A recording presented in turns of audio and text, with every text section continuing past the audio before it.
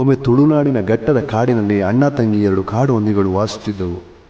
ಕಾಲ ಕಾಲದಂತೆ ಅವುಗಳಿಗೆ ಸಂತಾನವೃದ್ಧಿಯಲ್ಲಿ ಸಮಸ್ಯೆ ಉಂಟಾಗಿ ಅಣ್ಣ ತಂಗಿ ಆಗಿದ್ದರಿಂದ ದೇವರ ಆಶೀರ್ವಾದ ಬೇಕೆಂದು ಕುಕ್ಕೆ ಸುಬ್ರಹ್ಮಣ್ಯ ಸ್ವಾಮಿ ಬಳಿ ಹೋಗುತ್ತಾರೆ. ಭಕ್ತಿಯಿಂದ ಬೇಡಿಕೊಂಡ ಹಂದಿಗಳಿಗೆ ಸುಬ್ರಹ್ಮಣ್ಯ ಸ್ವಾಮಿ ಕರುಣೆ ತೋರಿ ಅವರ ಸೋದರ ಭಾವವನ್ನು ಕಡಿದು ಗಂಡ ಹೆಂಡತಿಯಾಗಿ ಬಾಳುವ ವರವನ್ನು ನೀಡಿದರು. ಕೆಲವೇ ದಿನಗಳಲ್ಲಿ ಅವುಗಳಿಗೆ 4 ಮರಿಗಳು ಜನಿಸಿದವು. ಅವುಗಳಲ್ಲಿ ಒಂದು ಹಂದಿ ಮರಿ ಈಶ್ವರ ದೇವರ ಹೂದೋಟಕ್ಕೆ ಪ್ರವೇಶ ಮಾಡಿತು. ಅದನ್ನು ಕಂಡ ಪಾರ್ವತಿ ದೇವಿ ಪ್ರೀತಿಯಿಂದ ಸಾಕಿದರು. ಆದರೆ ಅದು ಬೆಳೆಯುತ್ತಿದ್ದಂತೆ ಅಹಂಕಾರದಿಂದ ವರ್ತಿಸಿ ಹೂದೋಟವನ್ನೇ ಹಾಳು ಮಾಡತೊಡಗಿತು. ಅದರ ಉಪ್ಪಟಳ ಸಹಿಸಲಾಗದೆ ಕೋಪಗೊಂಡ ಈಶ್ವರ ಅದನ್ನು ವಧಿಸುತ್ತಾನೆ.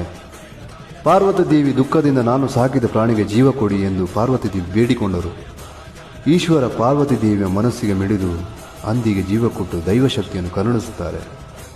ನೀನು ಇಂದಿನಿಂದ ಪಂಜುರ್ಲಿ ದೈವ ಆಗಿ ಭೂಲೋಕದಲ್ಲಿ ನೆಲೆಸು, ಸತ್ಯ ಧರ್ಮ ಹಾಗೂ ನ್ಯಾಯವನ್ನು ಕಾಯುವ ರಕ್ಷಣೆಯ ದೈವವಾಗು ಎಂದು ಈಶ್ವರ ಹಾಗೂ ಪಾರ್ವತಿ ದೇವಿ ಆಶೀರ್ವಾದ ಮಾಡುತ್ತಾರೆ.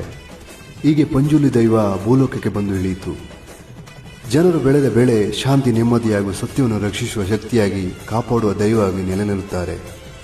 ಇಂದಿಗೂ ಕರಾವಳಿ ಹಾಗೂ ತುಳುನಾಡಿನ ಭಾಗಗಳಲ್ಲಿ ನೇಮ ಹಾಗೂ ಕೋಲ ಮಹೋತ್ಸವ ಆಚರಣೆ ವಾಡಿಕೆಯಲ್ಲಿದೆ.